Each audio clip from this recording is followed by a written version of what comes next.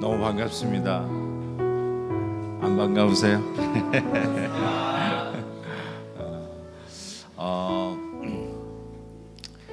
큰 나무도 있지만 그 나무를 만든 씨앗에도 그 나무의 모든 것이 다 있다라고 저는 생각해요. 저는 예배드리면서 자꾸 제 옛날에 목회하던 현장들이 자꾸 이렇게 떠올랐습니다. 목사가 장구치고 북치고 혼자 다 했던 그때도 자꾸 생각이 나는데, 그래도 이 교회는 북은 딴 사람이 치네요. 어제는 너무 귀하고 아름답고 원더풀한 교회에 와서 이 주일 메시지를 나누게 돼서 진심으로 감사합니다. 어쩌면 우리 베델 교인이 지금 영상으로 들어와 있을 수도 있다는 생각을 좀 해보게 되는데, 궁금해요. 우리 성도님들이 우리 목사님 어디 가서 어떤 설교하는지 궁금해서 아마 들어와 계신 분도 계리라고 생각합니다. 제가 어디서 목회를 했었었냐면 미주 동부의 커네티컷주의 캐피털 시티가 하트포드예요. 그 하트포드에서 소위 이민교회를 이제 목회를 한 적이 있었는데요. 하트포드는 보스턴하고 뉴욕 딱 사이에 끼어 있어요. 보스턴도 한 2시간 가야 되고 뉴욕도 한 2-3시간 가야 있는 도시입니다. 옛날에는 그래도 미국이 시작할 때 한때는 수도였기도 해요. 그리고 가장 제일 먼저 생긴 미국의 넘버원 제일 오래된 신문이 하트포드 쿠란트라고 하는 신문이에요. 뉴욕 타임즈가 아니에요. 워싱턴 포스트가 아니에요. 하트포드 쿠란트가 제일 오래된 신문이에요. 한때는 그렇게도 센터였는데 쉽게 얘기해서 밀린 거예요. 뉴욕에게 밀리고 보스턴에게 밀렸어요. 제가 한번 이렇게 범세계적인 컨퍼런스에 학생으로 이제 참여를 했는데, 이제 한 100명쯤 됐을 거예요. 서로 둘러 자기 소개를 하는 거예요. 막 하면서 자기는 어디서 왔던 누구입니다. 막 소개를 하는데 옆에 있는 분이 자기는 니카라구아에서 온 누구입니다. 막 옆에 있는 사람은 이제 과테말라에서 온 누구입니다. 막 뭐 루안다에서 온 누구입니다. 말라위에서 누구 다 하는데, 이제 저는 하트포드에서 온 누구입니다. 그랬더니 어디예요? 거기가? 이러시더라고요. 무슨 말인지 못 알아들으시는구나. 아니 하트포드에서 왔는데 못 알아. 그 정도로 좀 덜 유명한, 아니 유명하지 않은 데서 왔어요. 그런데 그럴 수가 있더라고요. 사람이 자기가 그 나사렛 멘탈리티라고 저는 그래요. 나사렛에서 무슨 선한 것이 나오겠습니까? 이 나사렛 멘탈리티가 사람을 죽여요. 다른 소망을 갖기를 거부해요. 어떤 기대심이 없어요. 이곳에서 무슨 선한 것이 나겠네. 근데 하트포드가 그런 곳이니까 성도님들 그렇더라고요. 아유 목사님, 여기서 뭐가 선한 게 나겠어요? 선한 걸 기대하려면 보스턴을 가시든지 뉴욕을 가시든지. 그래서 제가 기도하는 가운데 떠오른 문구가 하나 있었어요. 하트포드에서 땅끝까지. 하트포드가 HARTFORD예요. HARTFORD. 근데 제가 그 스펠링을 바꿔버렸어요. Let's change the Hartford, HART에서 HEART로 바꿨어요. Heart, heart. This is the center of the world. 제가 그렇게 했더니 성도님들이 막 피식피식 웃어요. 여러분 여기가 세계 심장부입니다. 그랬더니 목사님 무슨 열등감 있으세요? 또 그러시더라고요.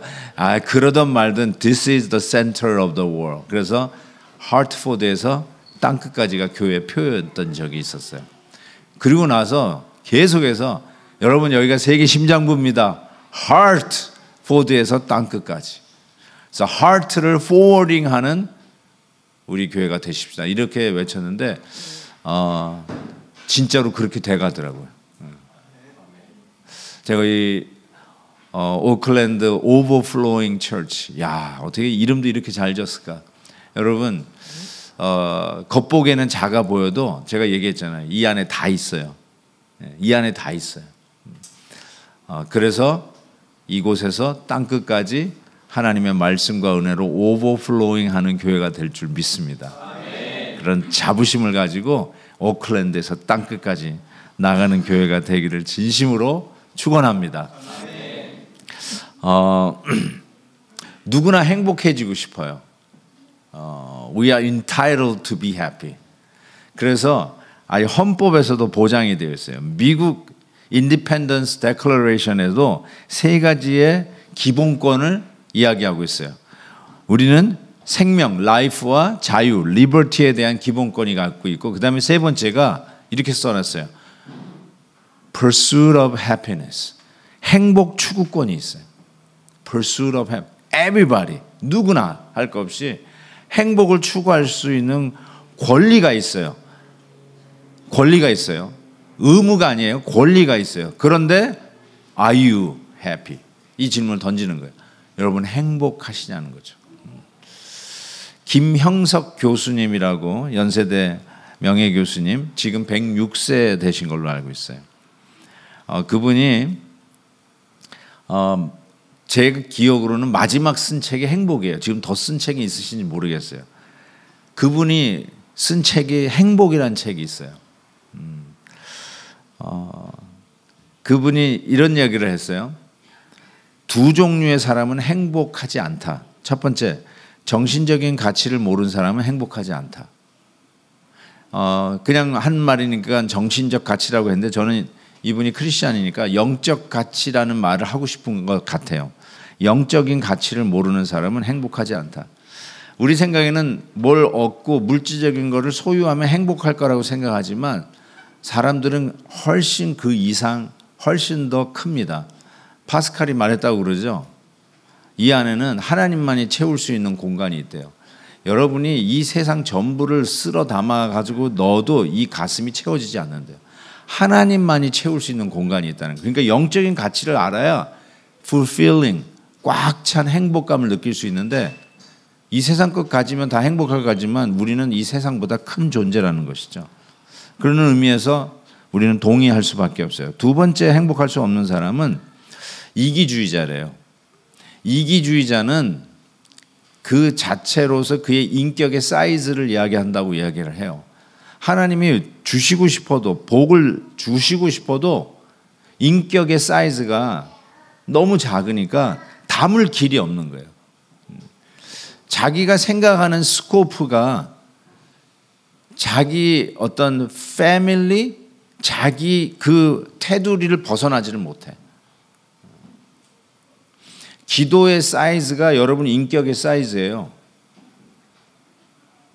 기도를 가만히 듣고 있으면 그분이 어떤 분인지가 딱 드러납니다. 아무 통성명 안 하고 이름 석자 몰라도 그분의 아이덴티티가 기도에서 드러나요. 한번 여러분이 기도한 거 녹음해 놓고 누구에게 줘보세요. 이 사람이 누군지 한번 알아맞혀 보세요. 그러면 거의 알아맞힙니다. 아, 이 사람은 아들을 가진 아빠다. 이 사람은 주부다. 가정주부다. 이 사람은 목사다. 이 사람은 크리스찬이다. 이거 다 알아요. 다 알아. 그게 무슨 말이냐면 아버지가 드릴 수 있는 기도가 있고 엄마가 드릴 수 있는 기도가 있고요. 목사가 드리는 기도가 있어요. 그 기도를 드리지 못하면 여러분은 목사도 아니고 엄마도 아니고 아버지도 아니고 집사도 아니에요.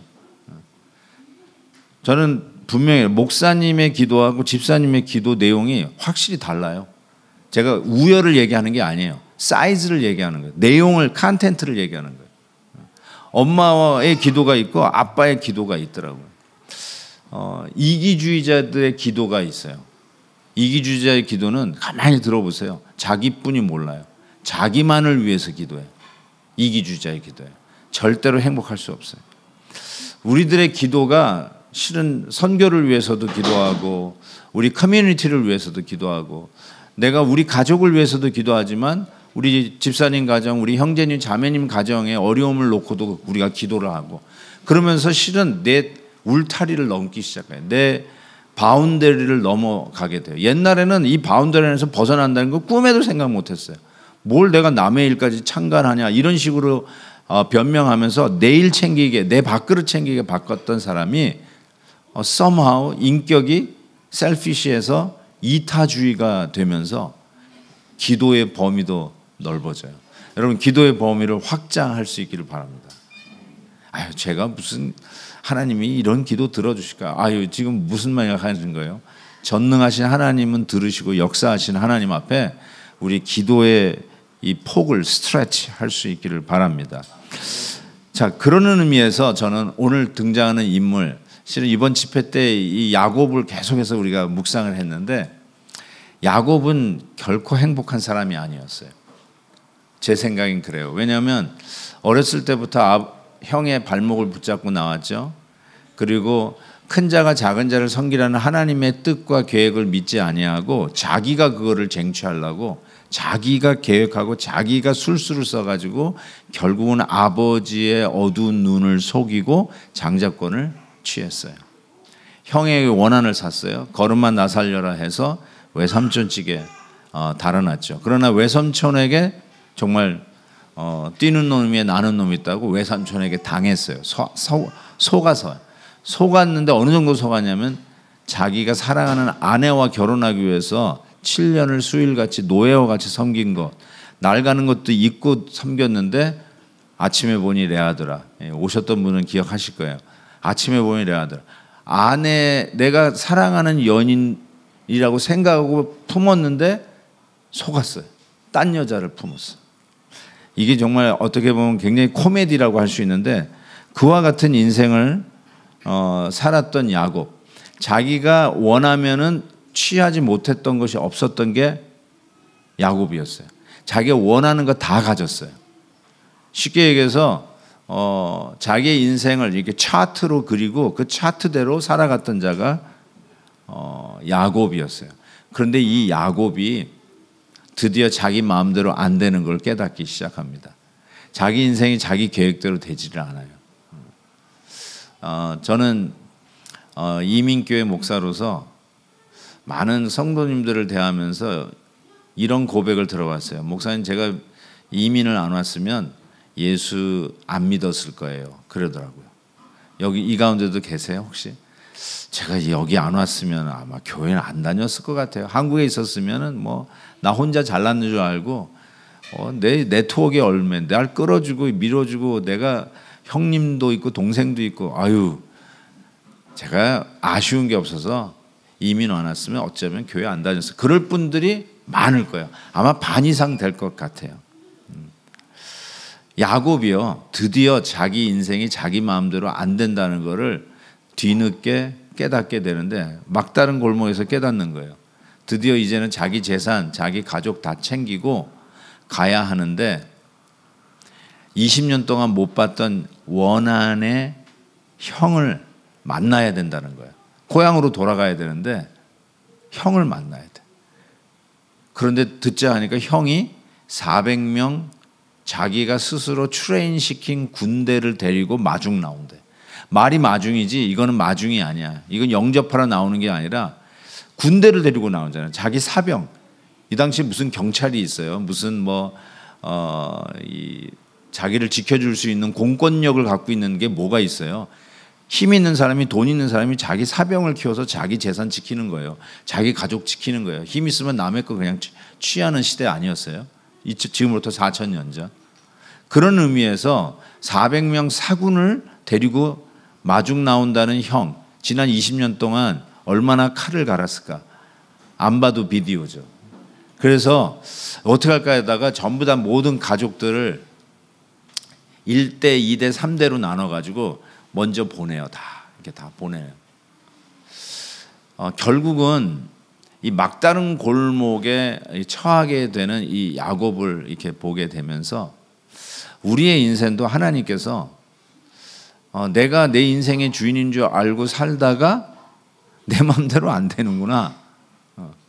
내 마음대로 안 돼. 자식도 내 마음대로 안 돼요. 이 아들만큼 내 아들이니까 내가 낳았으니까 넌 내 말 들어야 되는데 자식도 내 말대로 안 돼요. 부모님들이 많이 울어요. 예. 왜냐하면 이민 온 이유가 자식 때문에 왔대요.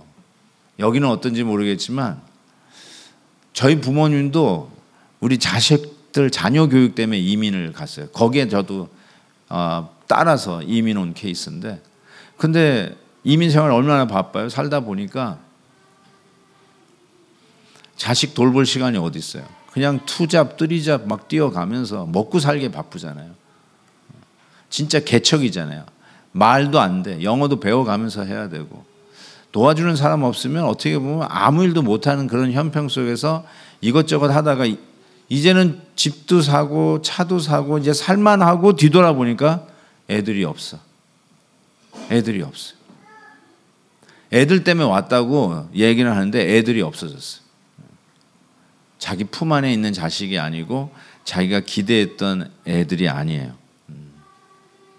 참 그것 때문에 많이 울어요. 자식 때문에 왔다고 했는데 결국은 자식을 망친 그런 케이스가 얼마나 많아요. 정말 자기 마음대로 내가 인생의 어떤 지도를 그린 대로 내 인생이 걸어오지 않았다는 것을 깨닫게 되는 순간이 있어요. 저는 이민 온 사람들이 훨씬 더 그 기회가 많다고 생각해요. 자기 마음대로 안 되는 게 더 많아요. 여기서는. 제가 이 얘기 하려면 밤이 새도 얘기를 못해요.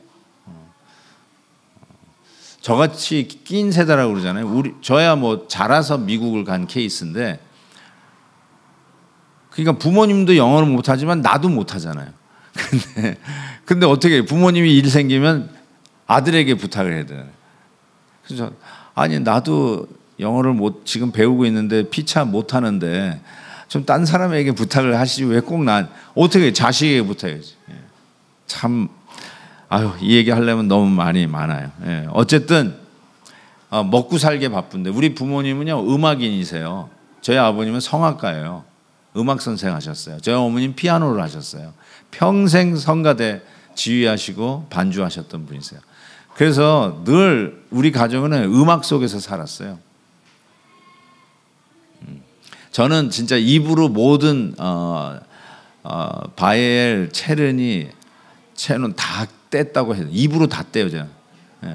하도 어머니가 피아노 레슨 주면서 거기 밑에서 컸기 때문에. 자, 그런 생활을 했던 저희가 미국에 툭 떨어져 가지고 갑자기 아버님이 뭐 오페라 가수로 뭐 활동을 하시겠어요? 아이스크림 가게부터 시작해 가지고 세탁소, 또 이 그로서리 이런 거 하면서 먹고 살기에 바빴고, 어쨌든 자식도 공부시켜야 된다고 하니까, 특히 저는 장남인데 저 이제 대학을 가야 되는데 등록금이 장난이 아니잖아요.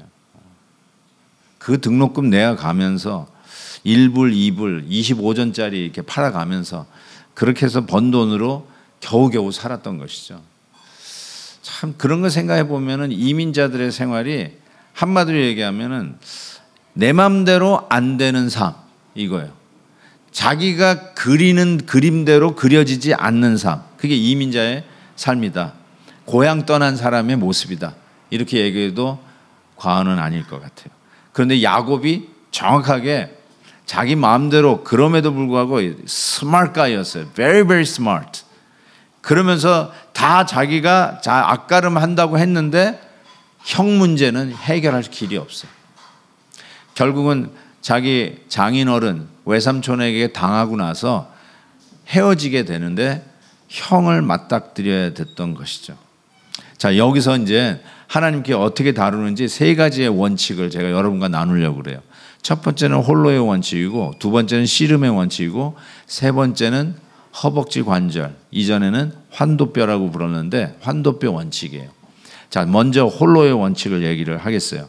24절에 보니까 야곱은 홀로 남았더니 어떤 사람이 날이 새도록 야곱과 씨름하다가. 왜 야곱이 홀로 남았어요? 11아들이 있었어요. 지금 벤자민은 나지 않았으니까 11아들이 있었어요. 그리고 아내가 넷이었어요. 라헬, 레아도 얻었지만 그 시종까지 해서 이 아내가 4명이었어요. 11아들. 거기다가 그 재산을 다 싣고 가는데, 아까도 얘기한 것처럼 형이 마중 나온다는데 400명 군대를 데리고 나오는데 이거는 살을 길이 없어요. 그래서 형의 마음을 좀 캄다운 시키려고 선발대, 후발대 그리고 제 3발대까지 나누어서 보내는데 제 3발대에 누가 들어가 있었냐면 평생 사랑하던 아내 라헬이 있었어요. 저는 개인적으로 말씀을 읽다가 라헬은 안 보낼 거라고 생각했어요. 라헬 때문에 14년을 노예와 같이 일했어요. 한 여자 때문에 14년의 인생을 다 바친 거예요. 그렇게 사랑한 여인이었어요. 어제도 말씀드렸잖아요. 레아가 그렇게도 남편의 사랑을 원했지만 이 야곱은 라헬뿐이 없었어요. 그런데 이 막다른 골목에서 라헬까지 보내는 야곱을 보면서 야, 인생이 이런 거구나. 그리고 야복 나루터 강가에 혼자 남았어요. 물가에 혼자 남아 있는 게요, 무섭습니다. 이게 저희가 여기 오기 전에 퀸스타운 들렸다 왔어요. 퀸스타운 너무너무 아름다운 도시였어요. 호수 아름다워 끼고 있는 도시 너무 아름다웠어요. 호수인가요? 바다인가요? 어쨌든 너무 아름다웠는데 거기에 혼자 밤새고 있어 보십시오. 무섭습니다.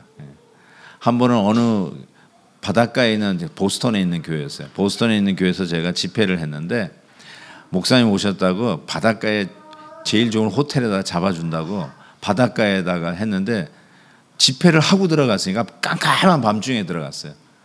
그런데 너무너무 조용한데 파도 소리만 들려. 그러다 바람 소리가 휘 무서워가지고 잠을 못 잤어요. 그래서 내가 이 바닷가에 앞으로 집 잡지 말라. 너무 무섭다 그랬는데 아침에는 바다 보고 와 이쁘다 그랬는데 그 이쁜 거 계속 보고 있으면 이상해요. 그냥 한 번 보고 말지. 어쨌든 제가 말하는 거는요, 물가에서 밤새고 있다는 것처럼 무서운 게 없어요. 그렇게 혼자 남아요. 그 사랑하는 라헬도 같이 있을 수가 없어요. 여러분도 혼자 있을 때가 있어요. 어때요, 여러분?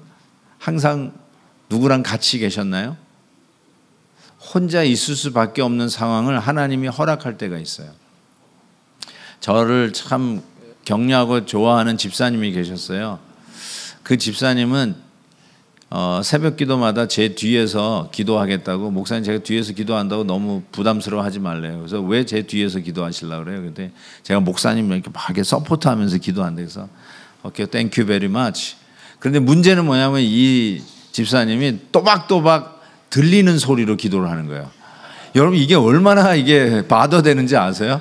그냥 대충 못 알아듣는 소리로 뭐 이러면 되는데 하나님 아버지 우리 교회 장로님 아들이 다음 주에 장가 갑니다. 그러면 또 기도하다 말고 또 적어야 돼. 이 교회 광고해야 돼.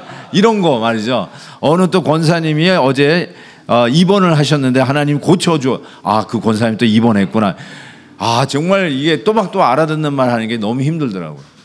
그 집사님인데 이 집사님이 딸 셋을 낳고 넷째를 아들을 낳았어요. 귀해요, 안 귀해요? 너무 귀하지. 근데 이 귀한 아들이 하버드 대학을 갔어. 하버드 대학 아무나 못 가요. 학교에서 고등학교에서 한 명쯤 갈까? 아니요, 못 가요. 수백 개의 고등학교가 있어도 많은 고등학교에서 하버드 못 보내는 학교가 태반입니다. 진짜 이거는 경사예요, 하버드 대학 가면. 어쨌든 그런데 그 아들이 또 하버드 대학 나왔어. 얼마나 자랑스럽겠어요. 그런데 그 또박또박 기도하시는 집사님이 기도를 하는데 하나님, 이 아들이 암에 걸린 거예요. 그러면서 이렇게 기도하는 게 지금도 선명하게 기억납니다. 하나님, 저는 살 만큼 살았으니 그 아들의 암을 저에게 주시고 우리 아들은 살려주세요. 그래서 알았죠. 여러분 이 마음 공유할 수 있어요? 아들이 아파서 신음하는데 그거 대신 내가 좀 알아줬으면 좋겠다 하는 부모님의 마음 이해하시죠? 그런데 안 돼요. 여러분이 아무리 사랑하는 아내가 아파도 아내의 아픔을 대신 아파줄 수 없어요. 대신 수술 받아줄 수가 없어요. 이게 인간이에요. 그래서 외로운 거예요. 그래서 우리는 때로는 하고 싶어도 안 되는 외롭고 홀로 남는 상황이 있어요. 하나님은 자기가 자기 인생의 주인인 줄 알고 착각하고 살고 있는 야곱을 그냥 두지 않았어요. 왜냐하면 그냥 두면 그게 멸망이기 때문에 하나님은 인터셉트를 하십니다. 어떻게 인터셉트 하냐면 홀로 남도록 놔두세요. 그런 상황을 허락하세요. 그게 저는 이민자의 생활이라고 생각해요. 안 돼. 한국에 있었으면 될 것 같은데 이민 와서 그런지 안 돼. 옛날에는 탁 누구한테 전화 한 통 하면 일을 해결했어. 근데 여기서는 안 돼. 그게 이민자의 생활이라고 저는 생각해요. 근데 여러분 기억할 것은 이 혼자 남아있을 때 하나님이 만나자고 하는 하나님의 제스처예요. 너 나랑 좀 만나자. 나랑 좀 1대1로 만나자라고 이야기하는 거예요. 그래서 여러분이 삶 속에 어떤 한계에 부딪혔을 때 내 마음대로 안 된다는 걸 뼈저리하게 느꼈을 때 그것이 인간관계든 환경적인 것이든 자녀의 문제이든 부부 사이의 문제이든 진짜 내 마음대로 안 돼. 그때가 어느냐면 하나님께서 너 나랑 1대1로 좀 만나자. 이 독대의 원칙이에요. 저는 모태신앙이에요. 저는 교회에서 노는 게 제일 좋아요. 교회 찬송이 더 좋아요. 아리랑보다 찬송가가 제 소울 노래 같아요. 왜냐하면 교회에서 컸기 때문에. 그래서 친구들도 다 교회 친구예요. 학교 친구보다 교회 친구가 더 가까워요.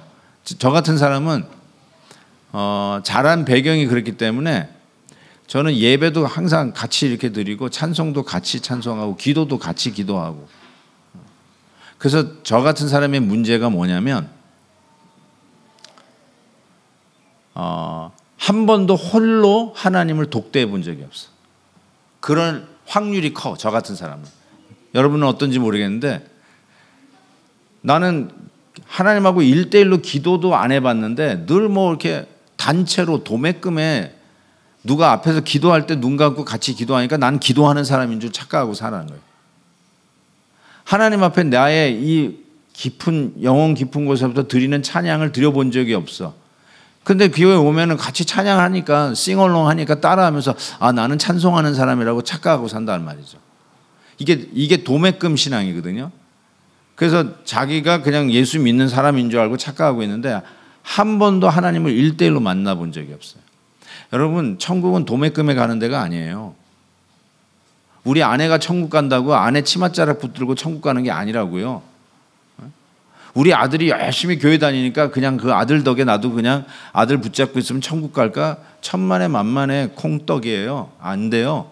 하나님은 반드시 여러분을 1대1로 만납니다. 그러니까 착각하고 살고 있으면 안 돼요. 착각하고 있으면 하나님께서 반드시 1대1로 만나요. 저도 하나님이 1대1로 만나 주셨어요. 그때 하나님 앞에 나 같은 죄인, 내가 무슨 죄를 졌다고 나 같은 죄인이에요? 그때 하나님을 만나고 주님 앞에 나의 삶을 드리겠다 해서 지금 목사가 된 건데요. 정말 하나님이 나를 1대1로 만나는 거. 기독교 가정에서 컸다고, 기독교 문화, 기독교 칸츄리, 미국에서 컸다고, 크리스마스 때 하고 부활절에 교회 간다고 I'm a Christian이라고 생각하고 있는 사람들은 하나님께서 반드시 1대1로 만난다니까요. 네 인생에 네가 원하는 대로 되느냐, 네가 원하는 대로 지금까지 걸어온 대로 계획한 대로 걸어와서 드디어 드림 컴 트루 해가지고 그 자리에 앉아 있느냐? 아니거든요. 어디서 굴러다가 오게 된 자리가 여기일 수도 있어요. 내가 태어나면서 나는 오클랜드에 가가지고 나는 앞으로 살 것이다 계획해가지고 계획대로 드디어 내 계획대로 나는 인생을 펼쳐가고 있다 라고 해서 이 자리에 앉아있는 사람이 몇 명이나 있을까요? 만약에 그런 분이 있다면 조금만 기다려보세요. 마음대로 안 되는 날이 반드시 옵니다. 하나님은요 1대1로 만나요. 1대1로 만나는데 그 다음 원칙이 뭐냐면 씨름의 원칙이에요. 다시 보면 홀로 남았더니 어떤 사람이 날이 새도록 야곱과 씨름한다. 이 씨름한다는 게 굉장히 중요해요. 하나님께서 1대1로 만나고 야 우리 저기 하와이 가자. 가서 파인애플 주스 마시면서 우리 좀 편히 놀자. 그게 아니라 He's wrestling with you. 씨름하는 컨텍스트로 1대1로 만나요. 씨름. 밀면 밀리고 당기면 당기는 거는 탱고예요. 춤이에요. 내가 밀었는데 저쪽에서 당겨버리고 내가 당겼는데 저쪽에서 밀면 이게 씨름이에요. 엄청나게 힘든 싸움. 이게 씨름이라고 할 수 있어요. 어쩌면 야곱은 씨름을 하면서 이게 뭐야? 형이 벌써 자객을 보냈나? 이렇게 착각할 수도 있어요. 근데 그는 씨름하다가 금방 알았어요. 이게 하나님이라는 걸 알았어요. 아이들이 태권도 배우면 저는 태권도 도장 한 번도 가본 적은 없지만 우리 아들은 시켰었어요. 그래가지고 우리 아들이 화이트 벨트, 흰 벨트를 딱 차고는 저한테 와가지고 자꾸 연습, 스파링 파트너로 저를 사용하는 거예요. 나는 태권도 하면서 지가 더 잘하는 줄 알고 막 때리고 야단났어요. 근데 제가 머리 잡고 쭉 밀어두면 아무리 해도 저를 칠 수도 없어요. 아는 거예요. 이게 힘에 이게 알아요. 자기가 뭐 레드 벨트를 했다 할지라도 아빠한테 안 된다는 걸 아는 거예요. 저는 야곱이 본능적으로 알았다고 생각해요. 아, 내가 하나님하고 씨름하고 있는 거예요. 근데 야곱은 누구랑 씨름했다고 생각하고 자기 인생의 차트를 그리고 여기까지 살아왔을까요? 자기의 인생의 씨름의 대상은 아버지였어요. 큰 자가 작은 자를 섬기라고 하나님이 약속하셨는데 왜 아버지가 빨리 날 축복 안 한 거야? 이 내 인생에 꼬이기 시작한 거는 아버지가 나를 빨리 축복하지 않아서 그래. 형하고 원수진 것도 어쩌면 아버지 때문이야. 그러면서 자기의 인생의 싸움은 아버지 때문이라고 생각했어요. 또 형이 지가 배고파가지고 팥죽에 팔았잖아. 그럼 인정해야 되는데 왜 갑자기 화를 내가지고 저렇게 나를 잡아 죽이려고 그래. 그래서 자기 인생이 고향도 못 들어가고 요즘 추석이라서 다들 고향들 갔다 왔는데 내가 왜 고향을 못 가느냐. 저 형 때문이야. 형만 아니었으면 내가 내 마음대로 살 텐데. 또 여기 외삼촌에서 겨우 산다 생각했는데 내가 이렇게 사기를 당할 줄 어떻게 알았겠어. 내가 그래도 그냥 머리를 써가지고 이만큼 챙겨서 나오는 것인데 우리 외삼촌만 아니었으면 내가 이렇게 고생하지 않았을 텐데. 자기 평생의 싸움은 누구와의 씨름이고 누구와의 싸움이고 그 사람만 없었으면 그 사람을 내가 잘못 만나가지고 인생이 이렇게 꼬인 거야 하면서 평생 내 인생은 누구와의 씨름이라고 생각했는데 지금 하나님이 1대1로 딱 만나고 씨름하면서 뭘 깨닫나? 자기의 인생은 하나님과의 씨름이었다는 걸 깨닫기 시작하는 거죠. 어느 부부하고 상담하는데 소위 와이프는 여자 대학 제일 좋은 대학 다니고 남편은 S 대학 다니시는 분이신데 이 음악을 또 하시는 분이야. 바이올린 하고. 그래서 그 동아리 모임을 하면서 만나가지고 결혼을 한 거예요. 야, 누가 보더라도 부러운 가정이었어요. 근데 아내만 교회를 나오고 남편이 안 나와. 그래서 한번 목사님 전도 좀 해주세요. 그래가지고 제가 그 남편을 만났어요. 그분이 하는 비즈니스에 찾아가가지고. 그래서 얘기를 하는데 그 남편이 이렇게 얘기했어요. 목사님, 제 인생의 최대의 실수는 저 여자를 만난 겁니다. 여러분 어떻게 생각하세요? 내 인생의 최대의 실수는 내 아내입니다.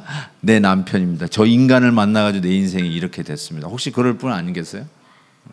그래서 생각하는 거는 내 인생이 이 모양 이 꼴이 된 거는 저 인간을 잘못 만나서 그렇다는 거예요. 내가 이 회사의 사장님 이분을 내가 잘못 만나가지고 내가 인생이 그 다음부터 이렇게 하얀 길로 가게 됐다. 어쩌면 야곱은 평생 그러고 살았던 거예요. 아버지를 내가 형 때문에, 삼촌 때문에. 아니 왜 또 내가 갑자기 레아가 내 조강지처가 된 거야. 이놈이 이 이복 형제들끼리 싸우는 통에 이 콩가루 집안이 됐네. 그러다가 1대1로 만나가지고 결국 씨름을 하는데 자기의 인생이 그 누구하고 자기가 생각했던 실수의 만남이라고 했던 그 사람 때문에 일어난 일이 아니라 결국 하나님이 너 나하고 씨름하는 거 아니야? 네 인생의 주인이 네가 아니라 하나님인데 네가 스스로 착각하고 살기에 결국 나하고 씨름하고 있는 삶을 살아가고 있는 거야 라고 하는 것이죠. 실은 사도 바울도 그런 하나님을 만났어요. 사도 바울이 사울이었을 때 예수 믿는 사람 잡아 죽이러 다녔잖아요. 그러다가 다메섹 도상에서 부활하신 예수님을 정통으로 만납니다. 환상을 본 게 아니에요. 부활하신 예수님을 본 거예요. 만난 거예요. 그때 예수님이 바울 되기 전 사울에게 이렇게 얘기했어요. 사도행전 26장에 보면 사울아 사울아 네가 어찌하여 나를 핍박하느냐. 가시채를 뒷발길 하기가 내게 고생이니라. 사울은 내가 언제 예수님을 핍박해요?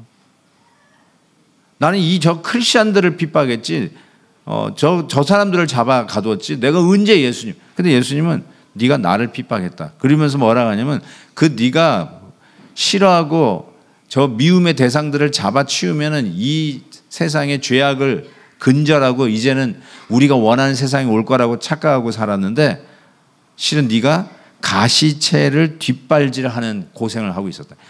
계속 예수님에게 뒷발질을 하고 있었다는 거예요. 어쩌면 우리의 인생이 나는 저 인간을 제거하기 위해서 내 머리를 쓰고 내 모든 리소스를 사용하고 네트워크를 사용했는데 알고 봤더니 내가 하나님한테 계속 걷어차고 있었던 거예요. 하나님하고 지금 싸우고 있었다는 것을 드디어 깨닫게 됐다는 것이죠. 이때 세 번째 원칙이 나옵니다. 씨름하는 가운데 어떤 일이 나면 하나님께서 이 야곱의 허벅지 관절을 때리십니다. 그리고 나서 어떻게 보면 한 방에 날아간 거죠. 한 방에 날아갔는데 26절에 보니까 내게 축복하지 아니하시면 가게 하지 아니하겠나이다. 이게 뭐죠? 항복. 이걸 항복이라 해요. 이것이 기도의 용사가 되라라고 어떤 분이 얘기했는데 그거 아니에요. 아무리 생각해도 그건 아니에요. 붙잡고 늘어져라 이게 아니라 항복했다는 뜻이에요. 항복. 축복하지 아니하시면 가게 하지 않겠나이다. 마치 아직도 야곱이 주도권을 갖고 있다고 생각하는데 그게 아니라요. 진 거예요. 나는 축복하는 자가 아니라 축복받아야 할 자라는 것을 인정하는 지금 상황입니다. 그러면서 이제 깨닫는 거죠.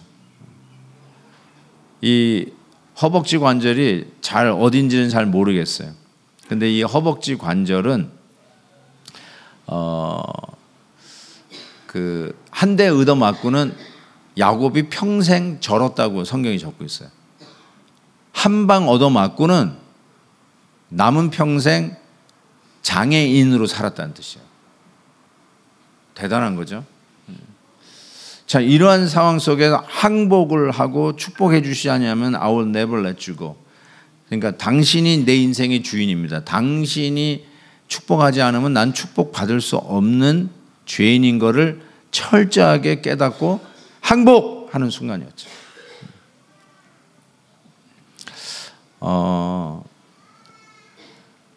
이 허벅지 관절이라는 단어를 창세기 1장부터 이렇게 쭉 이제 내일부터 또 통독 시작하시죠.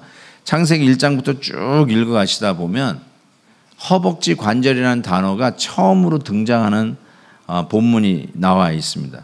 그게 어디서 나오냐면 아브라함이 자기 아들 이삭의 아내를 찾기 위해서 자기의 종을 고향 땅, 즉 이 외삼촌 라반 이 떡에 보내면서 우리 이삭의 아내를 데리고 리브가를 데리고 오라는 거죠.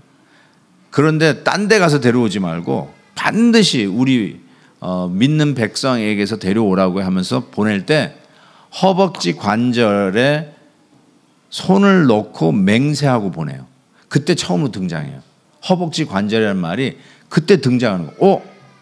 그리고 두 번째로 등장한 게 하나님이 야곱의 허벅지 관절을 치는 장면이 요번 두 번째 등장하는 거예요. 자, 무슨 연관이 있을까요? 여러분, 허벅지 관절이 왜 이 종 사환이 떠나면서 손을 허벅지 관절에 놓고 맹세했을까요? 이게 무슨 의미일까요? 여러분이 맹세할 때는 어떻게 하나요? 뭐 예를 들어서 성경에 손을 얹고, 우리 미국 대통령은 대통령 취임하면서 성경에 손을 얹잖아요. 여러분은 법정에서는 어떻게 하나요? 손을 들고. 그렇죠? 그래서 위증에 만약에 위증하면 위증의 죄를 받겠습니다. 그것 다 선언하잖아요. 선언하는 게 굉장히 여러 가지가 있어요. 결혼할 때 또 웨딩 바우 하셔야 돼요. 바우 테이킹이 굉장히 중요합니다. It's binding. 자, 그럴 때 너 이제 바우 테이킹 하는 건데 허벅지 관절에 넣었다. 이게 뭘까요? 아들을 목숨을 걸고 맹세할 때 허벅지 관절에 넣고 하는 거예요. 자식의 생명을 걸고 맹세하는 거예요. 내가 이것대로 하지 못하면 내 아들 잡으세요. 이 뜻이에요. 그러니까 우리가 할 때 내가 이거 반드시 하겠습니다. 만약에 못하면 우리 아들 잡으세요. 우리 아들을 볼모로 잡아놓고 내가 이 일대로 약속대로 할 것입니다 하고 맹세할 때 그거 하는 거예요. 그래서 못 지키면 어떻게 되는 거예요? 아들이 날아가는 거예요. 그 뜻이에요. 자, 그러면 이제 다 야곱에게 왔어요. 야곱이 왔는데 왜 하나님께서 야곱의 허벅지를 치셨을까요? 약속대로 말씀대로 살지 못한 가격이 자식 잡는 거예요. 너 그렇게도 못하냐? 어떻게 약속대로도 못하냐? 너 자식 잡아야 돼. 이 뜻이에요. 야곱이 여기서 끝나는 거예요. 인생이 끝나는 거죠. 자식이 없으면 끝나는 거 아니에요? 여러분 이름이 거기서 끝나잖아요. 그러니까 넌 이제 끝났다는 거예요.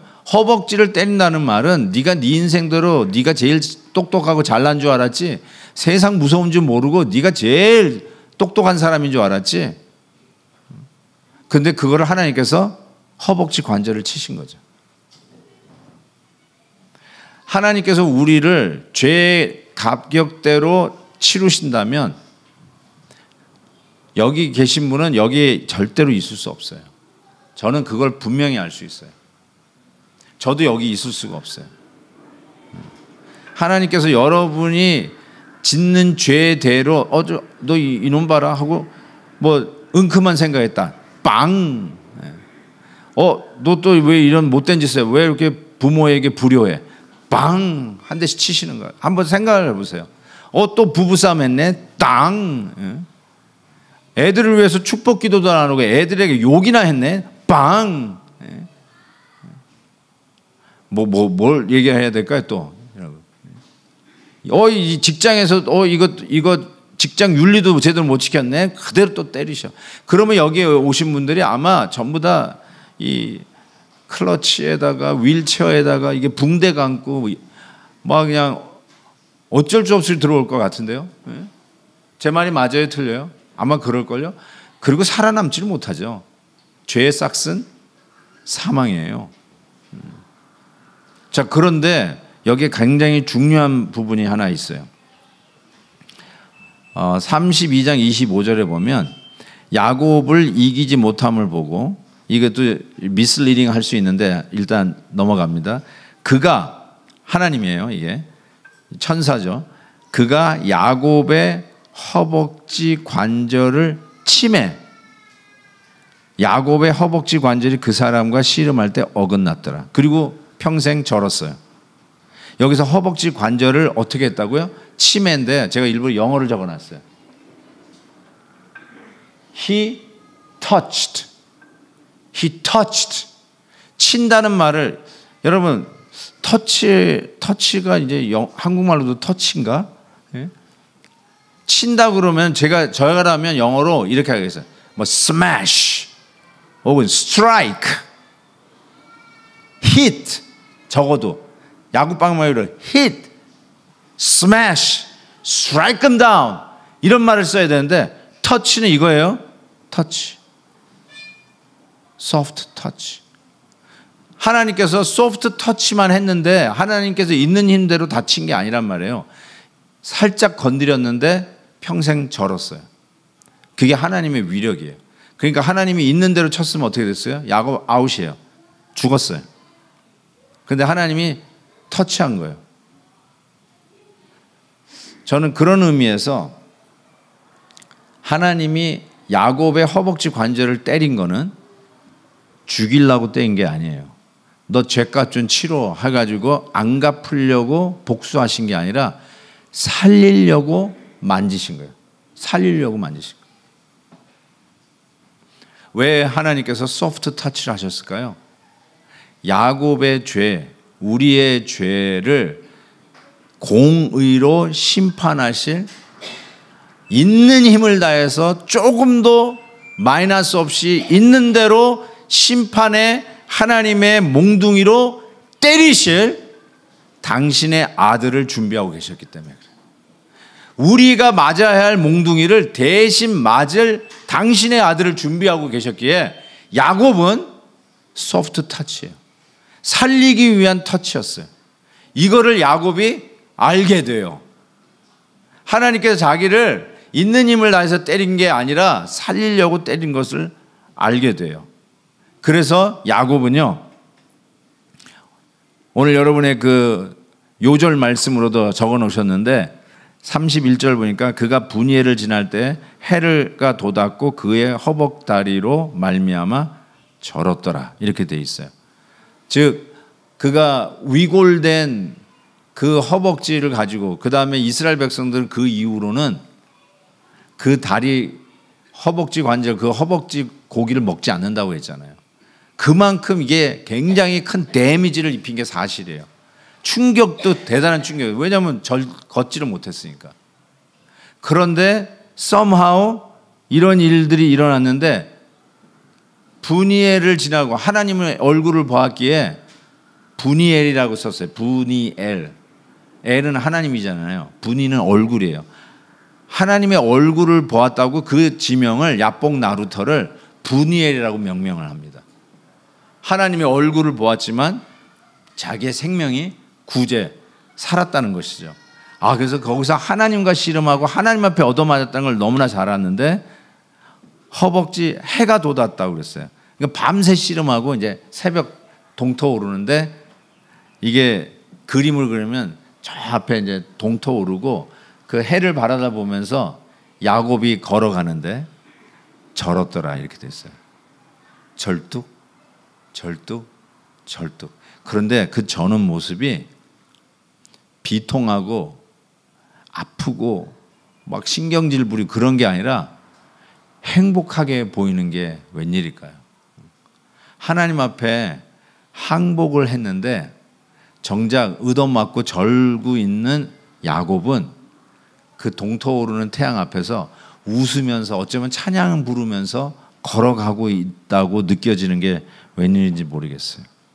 저는 이렇게 생각해요. 자기의 인생의 핸들을 하나님 앞에 맡길 때 오는 이 행복이요.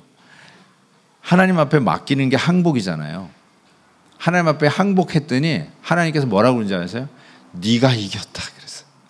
아니 내가 졌습니다라고 두 손 들었는데 하나님은 정작 뭐라고 하냐면 네가 하나님과 사람들과 겨루어 이겼다. 항복하는 게요, 이기는 길이에요. 그래서 너는 더 이상 남의 발꿈치 않는 야곱이 아니라 이스라엘이라 부르라. 하나님과 겨루어 이겼다 이거예요. 여러분, 항복하는 게 지는 것 같죠? 패배하는 것 같죠? 저 밑바닥으로 구렁텅이로 빠져버리는 것 같죠? 하나님은 어쩌면 여러분에게 1대1로 만나고 심지어는 그 만난 덕분에 씨름하면서 얻어맞은 흔적이 있어요. 여러분도 얻어맞은 흔적이 있을걸요? 얻어맞은 흔적이 너무 커요. 그래서 그걸 꼬깃꼬깃 숨겨가지고 장롱 깊은 곳에 감추어서 누구에게도 보여주고 싶지도 않아요. 자기의 실패한 모습을 누구에게 드러내 보이고 싶지가 않아요. 그래서 이렇게 처음으로 이렇게 외국에서 한국 사람 만나면 실은 반가움에도 불구하고 약간 거리감이 들고 있어요. 왜냐하면 자꾸 물어볼까 봐. 나의 아픈 상처가 다시 또 드러날까 봐. 그래서 교제를 잘 안 하고 싶어요. 그래서 혼자 있는 성도들 많고, 교회가 커지면 커질수록 그런 성도들이 더 많아지는 거 아세요? 저 뒷자리에 앉아가지고 나한테 아무것도 물어보지 마세요 하는 분들이 있어요. 그래서 바람과 함께 왔다가 바람과 함께 사라지는 성도들이 있어요. 우리 교회도 바람 성도들이 제법 있습니다. 예. 그런 거 있지 않아요? 누구에게 보이고 싶지 않는 거. 우리 애가 장애라든지 나의 결혼 생활이 실패했던 우리 나의 과거라든지, 아니면 한국에서 내가 실패했던 우리 사업이라든지, 또 사기당해서 더 이상 이 땅에서 살고 싶지 않아 해가지고 피해서 달아나왔던 나의 과거라든지, 어떤 게 있을까요? 저는 이민자들의 그런 아픔이 너무나 크다고 저는 생각해요. 그런데 야곱은요, 지가 혼자 주인인 줄 알고 살고 있다가 얻어맞아가지고는 절었잖아요. 이거는 감출 수가 없어. 그냥 절뚝절뚝 걸어. 그런데 동터 오르는 태양을 보면서 이제부터는 당신이 나의 주인입니다. 이제부터는 당신이 내 인생을 운전해 주시는 진짜 드라이버입니다. 저는 이제 내 인생을 내 마음대로 내 뜻대로 내가 스마트하다고 내 생각이 더 옳다고 생각하면서 내 인생을 운전하지 아니하고 하나님 앞에 맡겨드리는, 그때 이 야곱에게는 행복이 몰려오기 시작하는 거예요. 그리고 하나님이 네가 이겼다 하고 인정해 주시는 거예요. 그리고 절뚝거리면서 걸어가는데 행복해 보이는 거예요. 제가 필라델피아 출신이라고 말씀드렸는데, 필라델피아에 미랄, 우리 여기도 있잖아요, 장애인 단체. 그 미랄 단체를 책임지고 있는 분이 목사님이신데, 이분이 소아마비세요. 그분이 한번 설교를 하시는데 정확하게 제가 이 말씀이 깨달아진 계기가 됐어요. 그분이 이래요. 여러분은 걸을 때 왜 이렇게 재미없게 걷고 계십니까? 이러더라고요. 여러분 걸을 때 보링하게 걷는데 무슨 소린가 했더니 강대상 옆으로 나오더니 당신이 절뚝 걸으면서, 여러분 저는 걸을 때 춤을 추면서 걷습니다. 빙고. 아, 저거구나. 야곱이 하나님의 얻어맞은 거 보고 하나님 이러기식이에요, 날 때리게요, 이런 게 걷은 게 아니라 하나님의 사랑의 흔적, 나는 소프트 터치하시고 내가 받아야 할 죄값을 당신 아들의 십자가의 진노를 쏟아부으신 그 하나님의 은혜로 내가 살고 있다라는 것을 깨달으면서, 이거는 내가 자랑해야 할 상처라는 거예요. 하나님이 나를 사랑한다는 흔적이라는 거예요. 그래서 여러분, 어쩌면 그 상처가 아니었으면 여러분은 딴 길 가고 있었을지 몰라요. 아직도 자기가 하나님인 줄 알고 멸망의 길로 내닫고 있었을지 몰라요. 하나님께서 여러분을 사랑한 나머지 어쩌면 요나에게 광풍을 보내시고 요나가 물고기 뱃속에 들어가는 이 기가 막힌 고통을 지나면서 결국 그것이 하나님이 나를 사랑하신 흔적인 것을 깨닫듯이, 어쩌면 야곱도 허벅지 관절을 얻어맞고 결국 하나님의 사랑의 흔적을 깨달으면서 예수 그리스도의 십자가로 자기가 오늘도 상처받은 흔적이지만 비통한 흔적이 아니라 춤추는 흔적으로 살아가고 있는 자기 자신을 깨닫고 동토오르는 태양을 보고 걷지 않았을까.